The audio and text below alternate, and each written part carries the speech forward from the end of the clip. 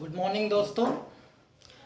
जैसा कि आप सभी जानते हैं कि गोल्डन स्टडी चैनल 10वां क्लास के सभी विषयों की तैयारी ऑनलाइन कराई जा रही है, जिसमें आप सभी दोस्तों से रिक्वेस्ट है कि हमारा गोल्डन स्टडी यूट्यूब चैनल को सब्सक्राइब करें और अपने दोस्तों को भी ऑनलाइन आने के लिए ज़रूर प्रेरित करें, ताकि ये शुभ अवसर का लाभ आप और आपके दोस्त भी उठा सकें।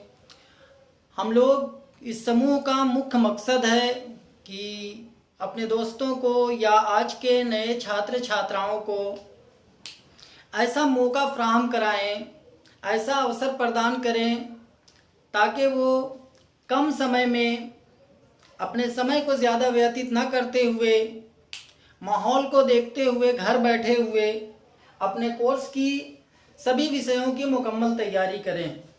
तो आज दोस्तों मैं पहला दिन आप लोग के सामने इंग्लिश ग्रामर लेकर के आया हूँ, क्योंकि इंग्लिश एक लैंग्वेज सब्जेक्ट है और ये एक ऐसा सब्जेक्ट है जो सिर्फ आपको 10वां क्लास में ही नहीं बल्कि +2 में या बहुत से कॉम्पिटिटिव परीक्षाओं में इंग्लिश ग्रामर से संबंधित प्रश्न पूछे जाते हैं। उन्हीं इंग्लिश ग्रामरों में से मैंने इस खास विषय को चुना है जिसको ट्रांसफॉर्मेशन के नाम से जाना जाता है। तो आइए हम लोग आज ट्रांसफॉर्मेशन के बारे में जानते हैं कि ट्रांसफॉर्मेशन होता क्या है। तो ट्रांसफॉर्मेशन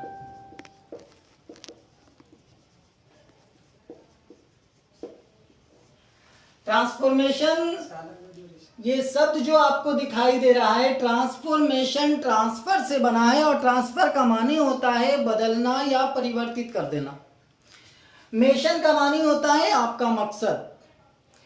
ये कोई नई चीज नहीं है बल्कि ट्रांसफॉर्मेशन एक मेथड है, इंग्लिश ग्रामर का एक तरीका है जिस प्रणाली के अंतर्गत इस मेथड को अपना करके किसी भी सेंटेंस को आप दूसरे रूप में बदल के उसके अर्थ को वैसे ही के वैसा रख सकते हैं, बल्कि सिर्फ देखने में सेंटेंस का रूप बदल जाता है लेकिन उसके अर्थ में किसी प्रकार का कोई परिवर्तन नहीं होता है। तो ट्रांसफॉर्मेशन का डिफिनेशन आप लिख लें सबसे पहले कि ट्रांसफॉर्मेशन कहते हैं किसे। तो ट्रांसफॉर्मेशन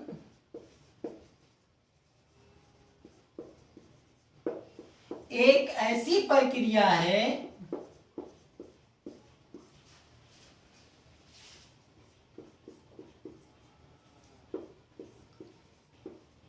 जिसके द्वारा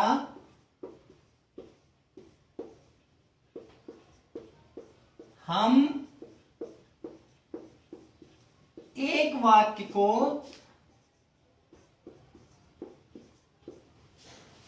दूसरे वाक्य में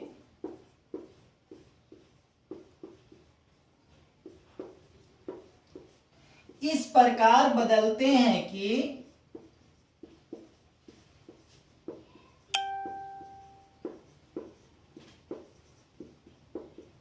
उसके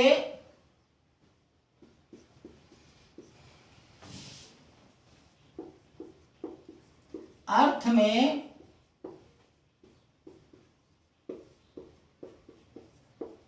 कोई परिवर्तन नहीं होता है।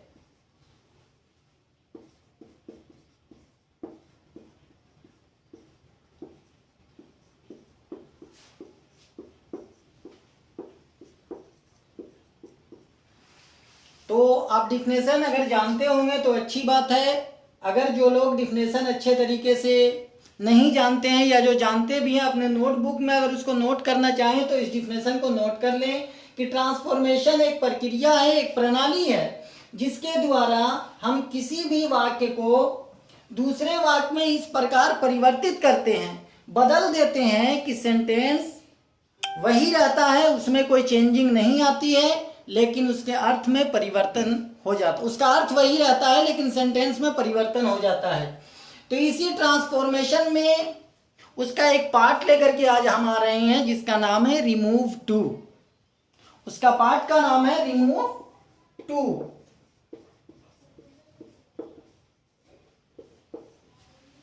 आखिर एक बात आप जानते हैं कि रिमूव का शाब्दिक अर्थ होता है हटा देना, और ये टू जो शब्द है ये एक एडवर्ब का शब्द है। ये एडवर्ब है, इसका दो माने निकलता है। एक होता है टू के माने भी होते हैं, टू बराबर भी होता है, और एक टू का अगर दूसरा अर्थ लेके चलें तो more than require, more than required मतलब आवश्यकता से अधिक।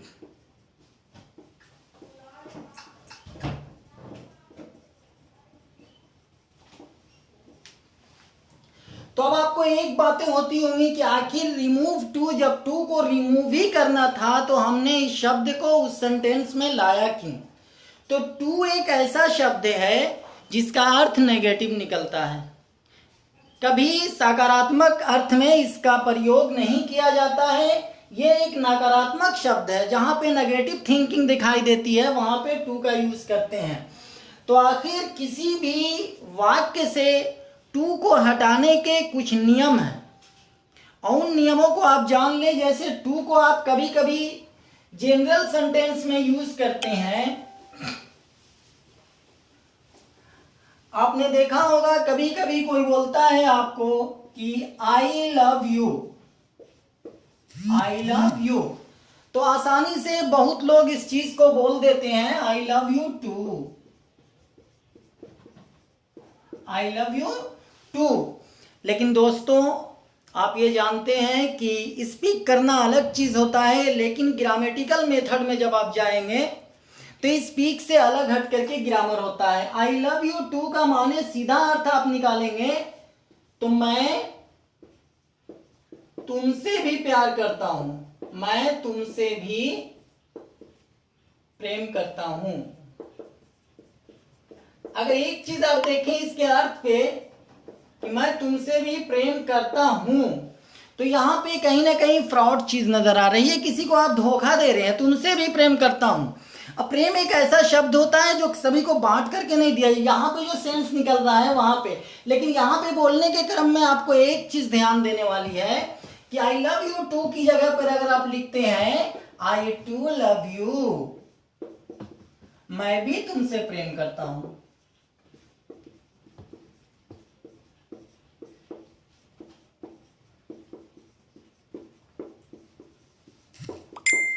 तो ये चीज इससे फार बेटर होगी।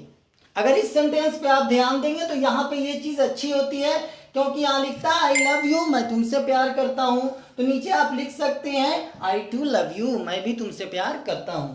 चलिए यहाँ पे जो मुख्य मकसद मेरा है रिमूव टू बताने का, तो वहां पे हम मेथड पे चलेंगे कि टू को हटाया कैसे जाता है।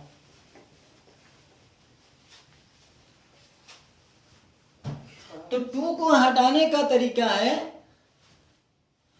टू को हटाने का तरीका है, आप देख लें कि इसमें दो टू आपको आ गया, एक टी डबल ओ हो गया और दूसरा हो गया टी ओ। तो ये टी डबल ओ जो शब्द है, तो अभी आपको बताया गया कि इसके माने होते हैं मोर देन रिक्वायर, जरूरत से अधिक। और ये टू जो है वो आपका इंफिनिटिव है, जो वाक्यों के साथ आकर के उसको कंप्लीमेंट देता है, उसको पूरा करने में मदद करता है। तो यहाँ पे दो टू हैं, आप एक एग्जाम्पल देख लें, आई एम टू वीक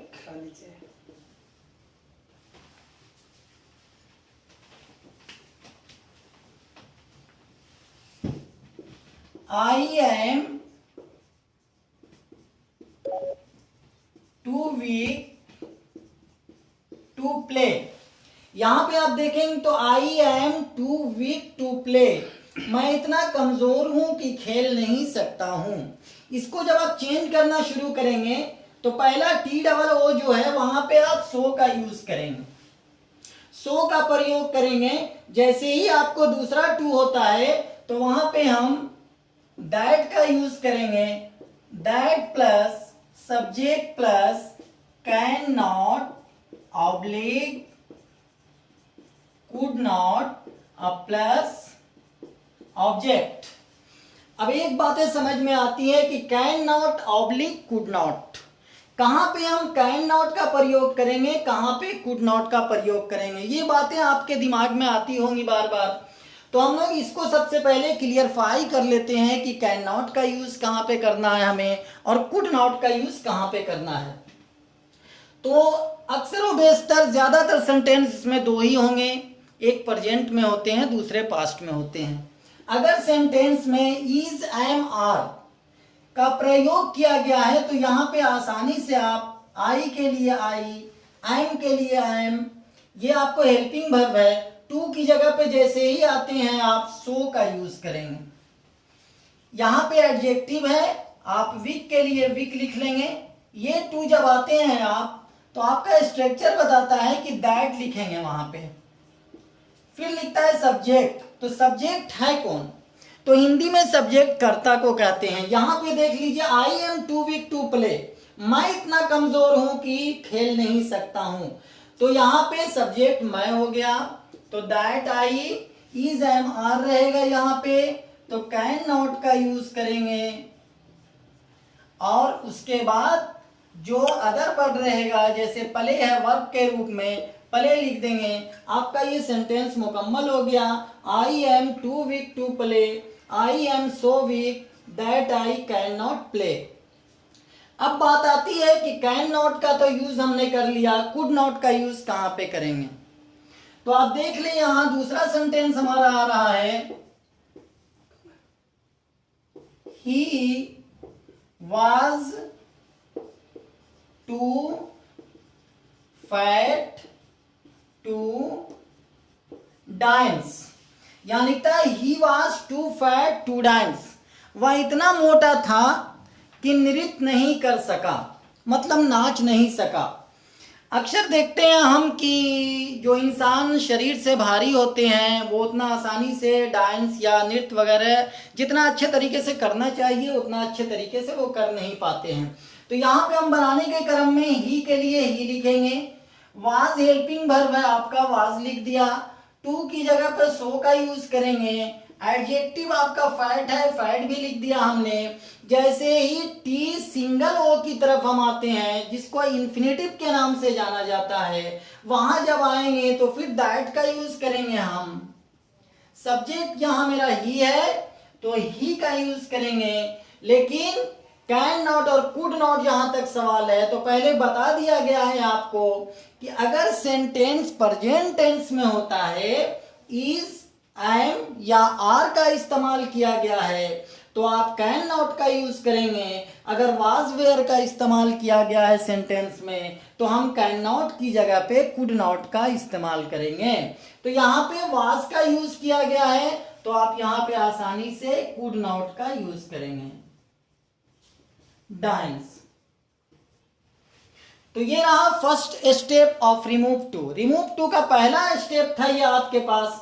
अब आप लोगों में से मैं देख रहा हूं कि क्या कमेंट है, उसको देख लेता हूं, उसके बाद आगे चलते हैं हम लोग।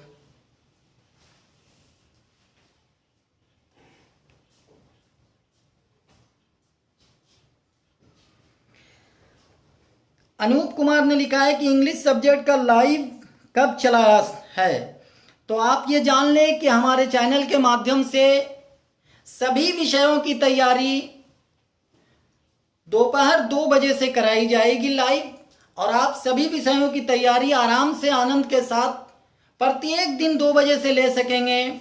पहले आपको मैथमेटिक्स या साइंस के क्लास चलाए जाएंगे, उसके बाद जस्ट 1 मिनट बाद इंग्लिश का क्लास शुरू हो जाएगा। आपको अगर हमारे चैनल को देखना है तो यूट्यूब में जाकर के गोल्डन स्टडी चैनल को ज़रूर सब्सक्राइब करें ताकि आपको लेटेस्ट वीडियो मिल सके, और लेटेस्ट वीडियो के माध्यम से आप विभिन्न विषयों की जानकारी आराम से प्राप्त कर सकते हैं। दूसरा चंदन कुमार ने लिखा है good evening sir, good evening Anoop, good evening sir, good evening Kumar Rajesh, Satish Kumar Yadav, good sir ji, thank you. Satish Kumar Yadav, बहुत अच्छा सर जी, थैंक यू। तो चलिए, आप लोगों को समझ में ये बातें आ गई होंगी इस क्लास के माध्यम से कि रिमूव टू का पहला स्टेप किस तरीके से होता है। अब मैं आप लोग को एक एग्जाम्पल के माध्यम से पूछना चाहूँगा कि आप लोगों में से किन छात्रों ने, किन दोस्तों ने आसानी से इसको समझा है। अगर आप इसका उत्तर सही तरीके से दे पा रहे हैं तो मुझे भी गर्व होगा कि मैंने जो अपना बहुमूल्य समय व्यतीत किया है आपके साथ वो साकार हुआ है या नहीं। अगर वो चीज़ आप नहीं समझ पाए होंगे तो मैं ये कोशिश करूंगा कि पुनः उसकी पुनरावृत्ति करके आपको वो बात स्पष्ट रूप से समझा सकूं। तो मैं एक सेंटेंस दे रहा हूं जिसको आप बना करके दिखाइए।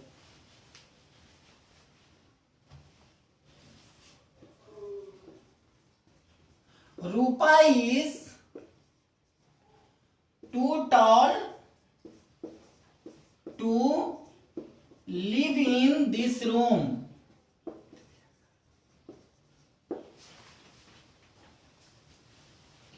आप यहां देखिए, Rupa is too tall to live in this room. यहां आपको 15 सेकेंड का टाइम दिया गया है। किन किन दोस्तों ने इसे आसानी से समझा है आप इसको बना करके दिखाएं 15 सेकेंड में।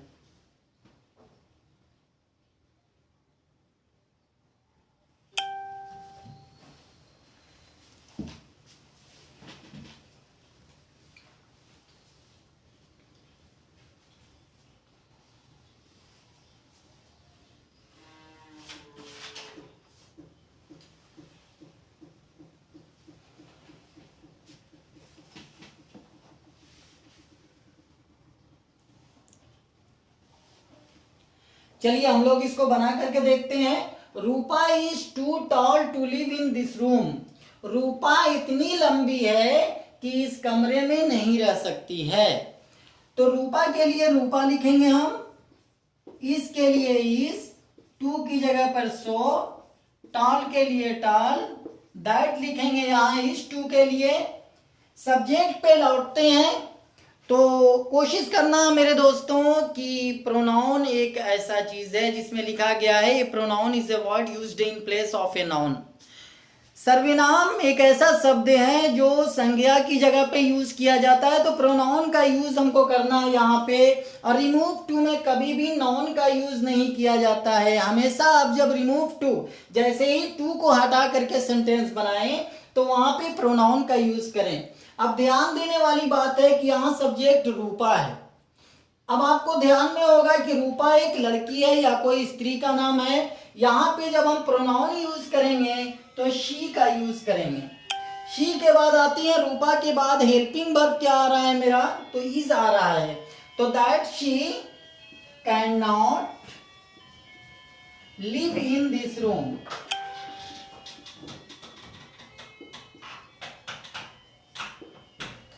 ये हो गया आपका कि Rupa is so tall that she can not live in this room. आगे रिमूव टू का सेकेंड स्टेप हम लोग लेकर के चलते हैं कि सेकेंड स्टेप में क्या बताता है। तो यहां आते हैं हम लोग सेकेंड स्टेप में। He is too dull for a writer. बोलता है he is too dull for a writer. यहां पे आप टू को हटा करके फोर का यूज किया और ये राइटर है। राइटर का अर्थ होता है लेखक। आप ये जान लें कि एक लेखक होने के लिए आपका परिपक्व होना बहुत जरूरी है। अगर आपको चाहे वो लैंग्वेज कोई भी हो, हिंदी हो, संस्कृत हो, इंग्लिश हो, जब तक आपका ग्रामर पे, व्याकरण पे अच्छी पकड़ नहीं होगी तब तक आप एक अच्छे लेखक नहीं हो सकते हैं। तो यहाँ पे सेंटेंस कहता है कि he is too dull for a writer. तो यहां लिखता है he is so dull, for की जगह पे दैट का यूज करेंगे। दैट सब्जेक्ट पे जाएंगे, ही कांट।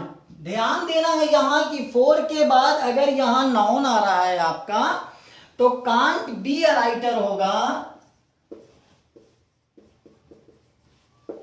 यहां पे फोर टू के लिए आया है और फोर ए राइटर जब आ गया तो राइटर लेखक जो एक नाउन है, तो यहां पे जब फोर के बाद नाउन का यूज किया जाएगा तो आप ही कांट के बाद बी अ राइटर लिखेंगे। ये तो यही आ गया, बी का यूज करेंगे क्योंकि ये पैसिव फॉर्म में बनता है।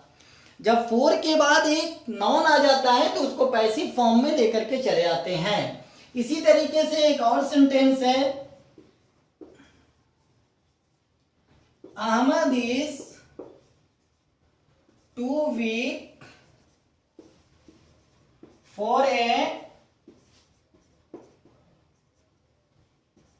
स्पोर्ट्समैन। अहमद इतना कमजोर है कि वो एक अच्छा खिलाड़ी नहीं बन सकता है, क्योंकि एक अच्छा खिलाड़ी बनने के लिए आपका शारीरिक रूप से मजबूत होना जरूरी है। तो यहाँ पे अहमद के लिए हम अहमद लिखेंगे, इसके लिए इस, टू की जगह पे सो का यूज करेंगे, वीक के लिए वीक एडजेक्टिव है ये वीक, फोर जगह पे जब जाएंगे तो दैट, दैट के बाद सब्जेक्ट पे लौटेंगे, अहमद है, इसका प्रोनाउन यूज करेंगे तो ही होगा, और ही के बाद यहाँ कांट या कैन नॉट का यूज करेंगे, कांट बी ए स्पोर्ट्समैन। ये दूसरा स्टेप था रिमूव टू का। तीसरा स्टेप में जब हम आते हैं तो फोर के बाद, ये तो नाउन था, एक फोर के बाद एक चीज और आता है, आप देख लेंगे वहां पे जो प्रोनाउन का यूज किया जाता है। फोर के बाद हमेशा प्रोनाउन का यूज किया जाता है, और वहां पे कई छात्र ऐसे हैं जो दिग्भ्रमित हो जाते हैं कि आखिर फोर के बाद नाउन कहां पे आया, प्रोनाउन कहां पे आया। यहां देख लें आप, दिस वॉल इज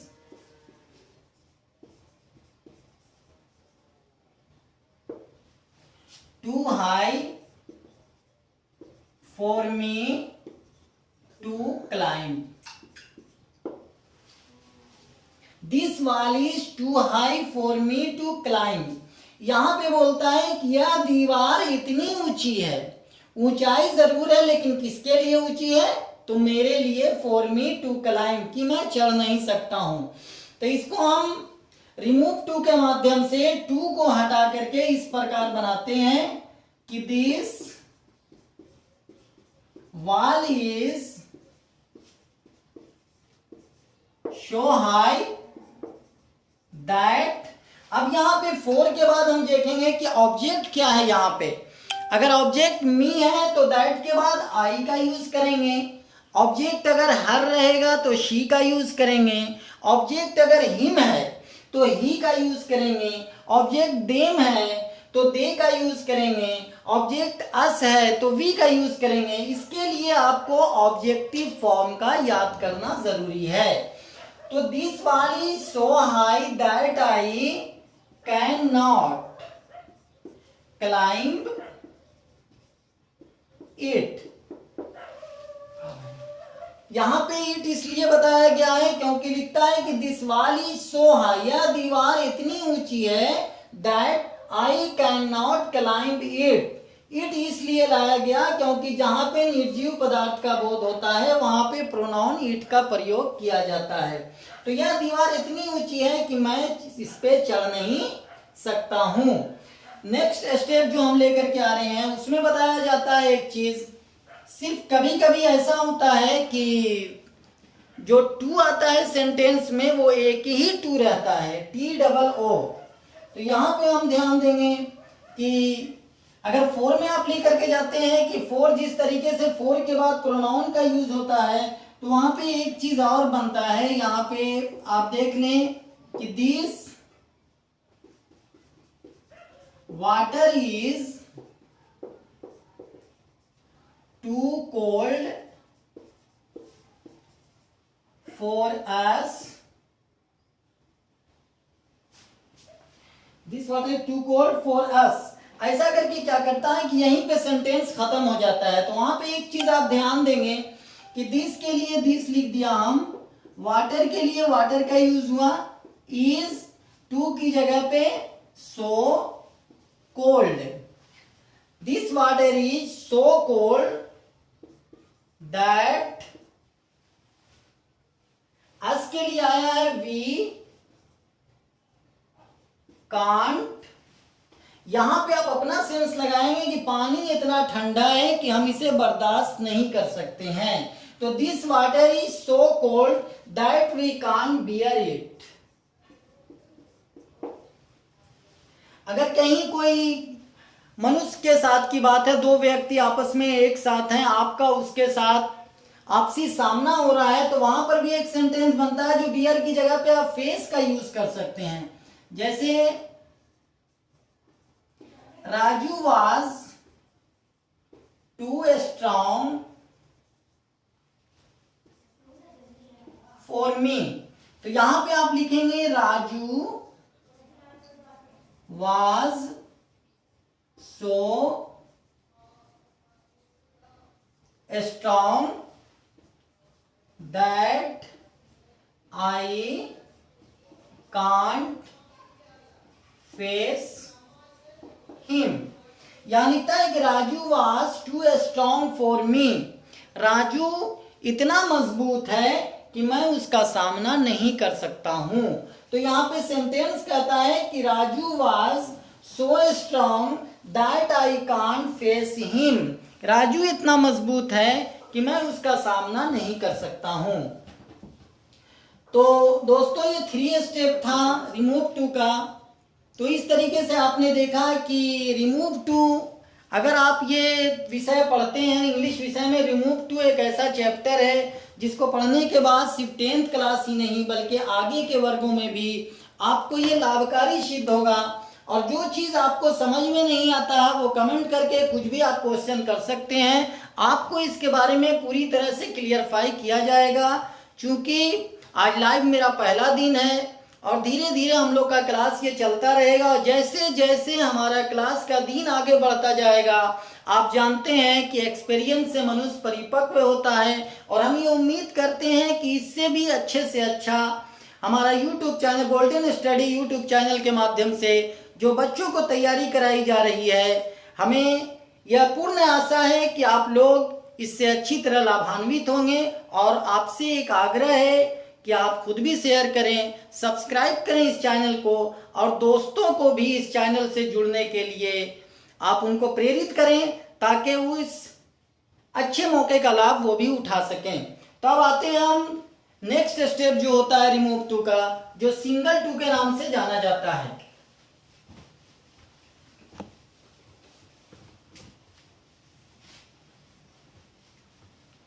एक स्टेप ये भी आता है कि कभी कभी एग्जामिनेशन में आ जाता है,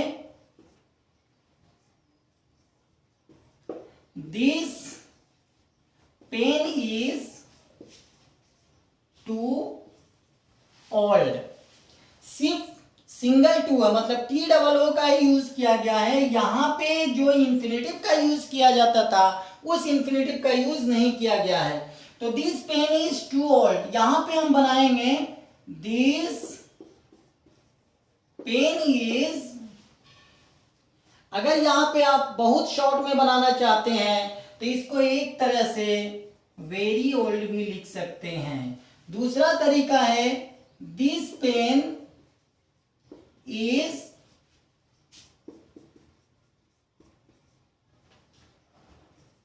एक्सट्रीमली ओल्ड भी लिख सकते हैं। तीसरा तरीका है इसमें कि इस एडजेक्टिव को, दिस के लिए दिस लिखा, पेन के लिए पेन लिखते हैं, इज ओल्ड को कंपैरेटिव में बनाते हैं हम।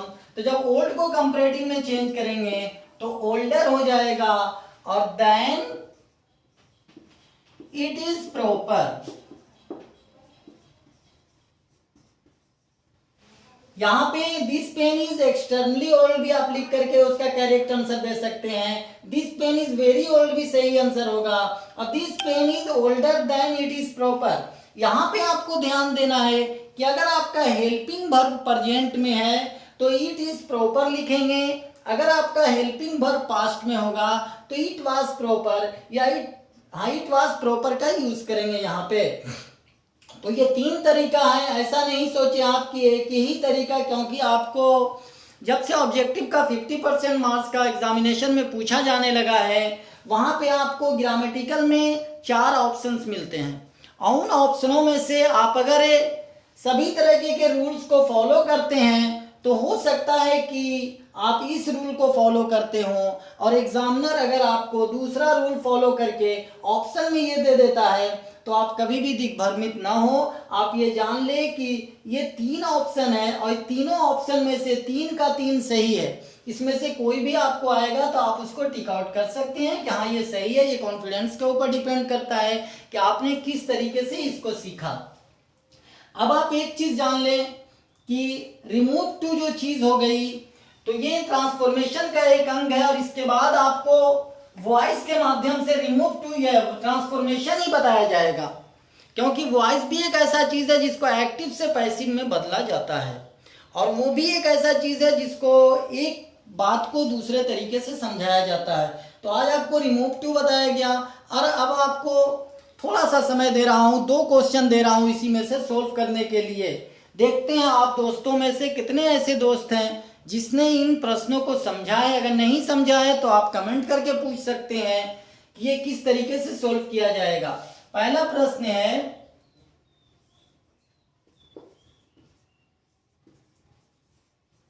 The Ganga is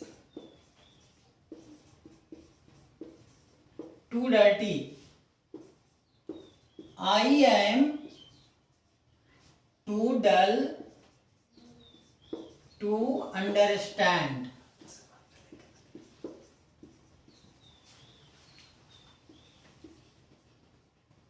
She was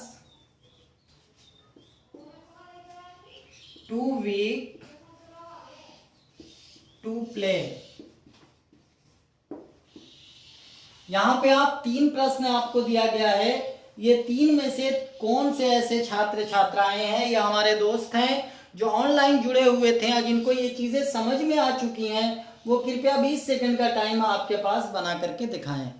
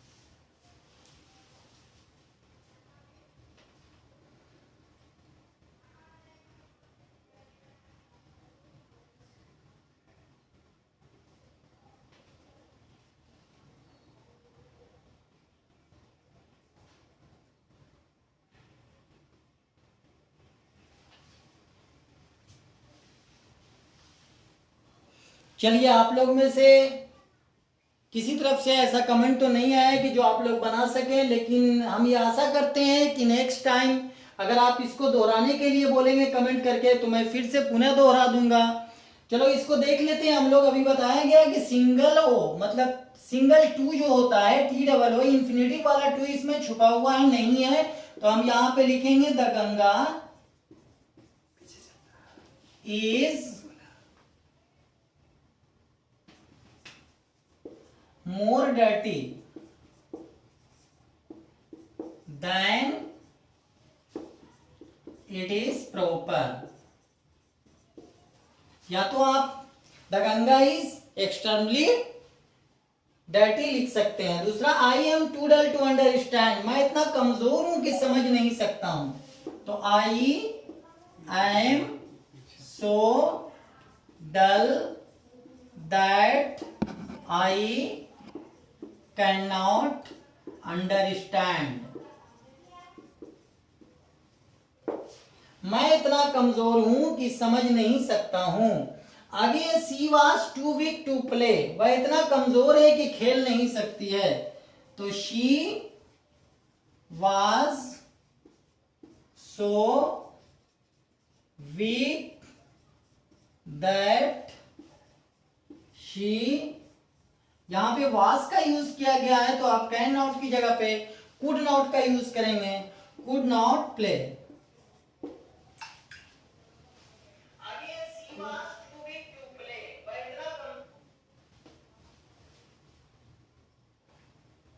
तो आप इन प्रश्नों का आंसर अपनी नोटबुक में उतार लेंगे। मैं Mohammad Shahabuddin Haider Khan, golden study centre YouTube channel. Next class कल इसी वक्त आप देखिएगा, इसी समय हम लोग लाइव उपस्थित होंगे। अब आप लोग के सामने संतोष सर आ रहे हैं साइंस का क्लास लेकर के।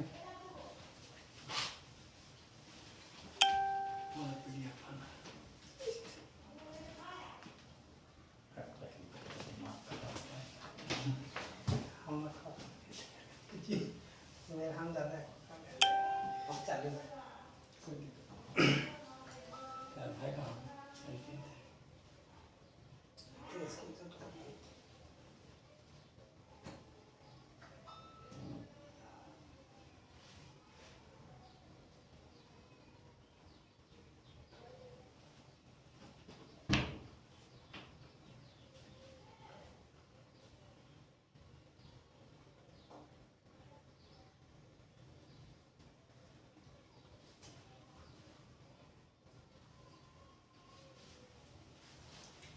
ना यही है सर करना।